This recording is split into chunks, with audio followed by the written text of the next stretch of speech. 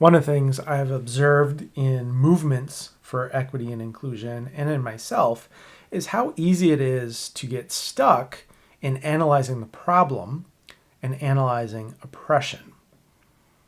I think that's important, but how do we also think about what it is we are striving for, not just against?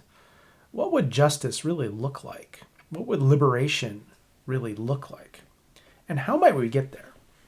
For us to make progress, we have to be clear not just what we're against, but also what we're for. Today, I want to talk about moving from anti-oppression to adding liberation approaches to our equity and justice work.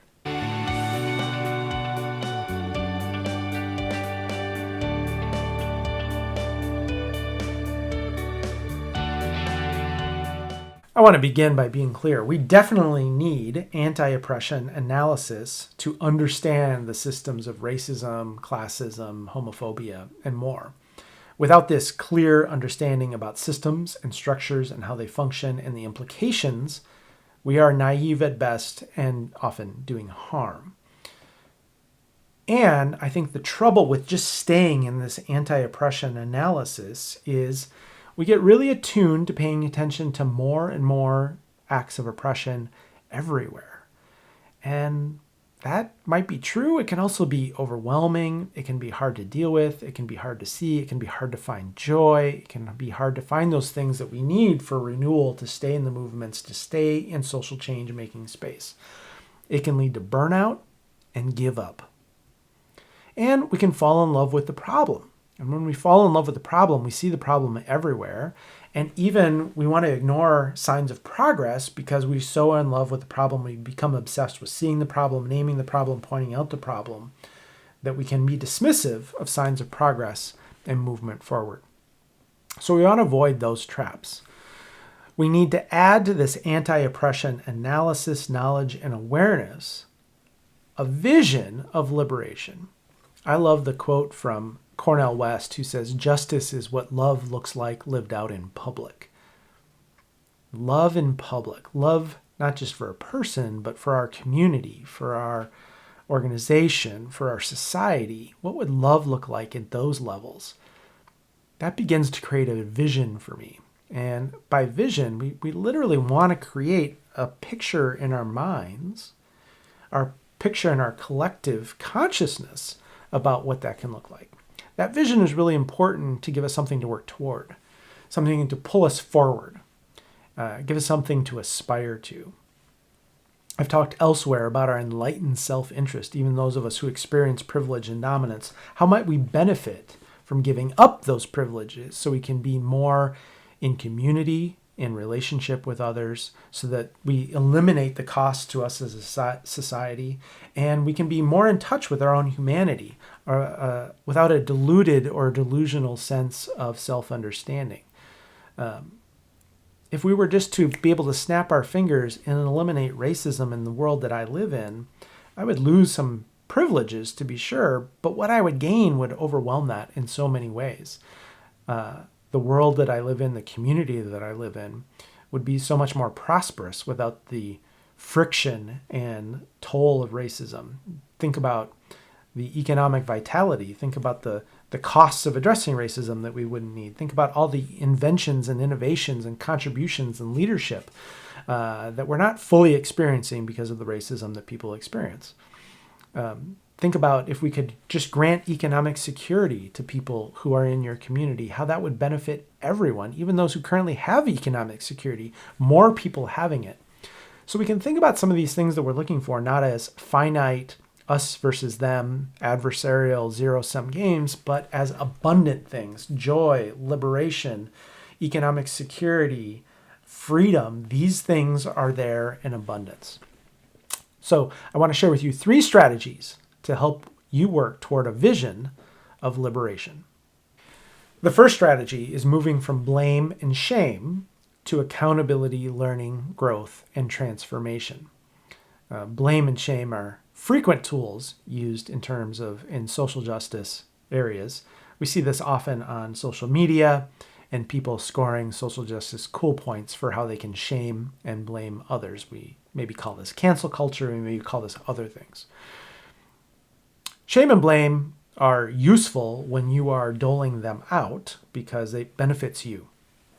And if our goal is to elevate you, get some social justice points and be performative in our work, they're probably going to work pretty well. If our goal, though, is change and transformation, they're not going to work very effectively. If our goal is accountability and learning and growth and transformation, we need some different approaches. A couple of things from Brené Brown I find really helpful. She distinguishes between guilt and shame. Guilt being, I did something bad, I made a mistake.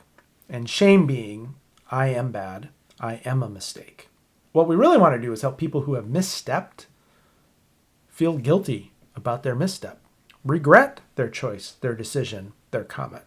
The more they regret it and feel guilty, the less likely we are to do that thing again. But if our approach is to shame them, they feel like they're a horrible person and they're a mistake.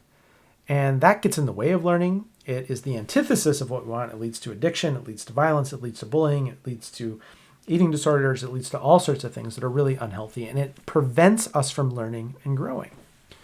So we want to foster guilt, regret about the thing we said or done, but not shame, feeling like we're a horrible person. And we can do that when we talk with others. We can also do that in terms of our own reflections and our own accountability. Brené Brown also talks about blame and accountability. She talks about blame as discharging our negative emotions, maybe our anger or our hurt on others. It's your fault I feel this way. You're responsible. You've done this. You're to blame. Whereas accountability is sharing our hurt, our anger, our pain, and saying, because of what you've done, I'm feeling this way. I want to share that with you. It can be quite vulnerable. And it's so tempting to discharge our negative emotions. But if we're trying to create that learning, growth, and change in others, we really need to shift to hold them accountable. So how do we shift from blame and shame to fostering accountability, learning, growth, and transformation?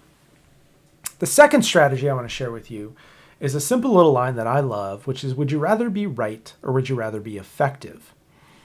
Now, a lot of times I want to be right. And effective is far down the list of my priorities.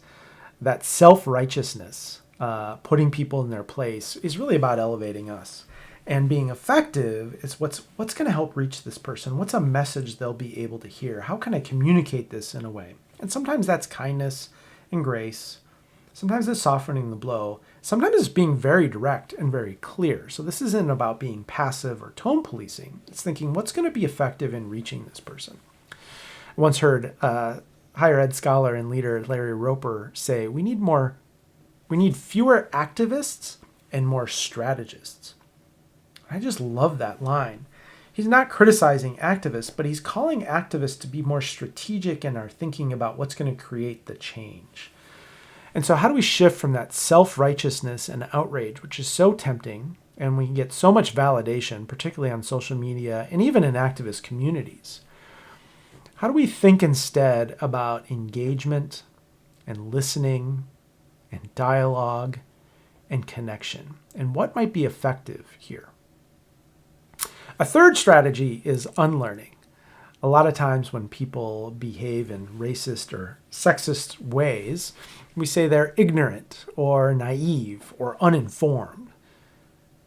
If we stop and think about it, it's actually the opposite. Most people who behave in sexist or racist or homophobic ways are very well miseducated. 2-year-olds are naive and they're not sexist. 3-year-olds are uninformed and they're not homophobic. We've learned these things along the way. So to think about those of us who think those thoughts or say those things despite our good intentions, or even those who say that with intention, as very well miseducated, shifts our thinking and our approach. I used to think to be smart in this world, I needed to get more degrees, and I have 3 of them, to read more books, to watch more TED Talks, to listen to more podcasts. And having very young children taught me that to be wise in this world is less about what I need to learn and more about what I need to unlearn. And so how do we engage in our own unlearning? I'll put a link in the description that has a lot more of this. It's quite a long post with a lot of different ideas about strategies, including many things that I didn't have time to mention in this video. It has some excellent resources, some videos, some great thought pieces, and more on this shift. Seeing and understanding oppression, understanding its roots and what is going on, is absolutely critical. And we don't want to get stuck there, just doing that. We need to do that, but we don't want to just do that. We want to work towards something better for every single one of us. And I want us to be as effective as possible in moving there. So I'd love to hear from you in the comments. What is your vision of liberation? What are the strategies that you use to help to be as effective as possible? Maybe what gets in your way? I look forward to hearing from you. And yes, I will read them all.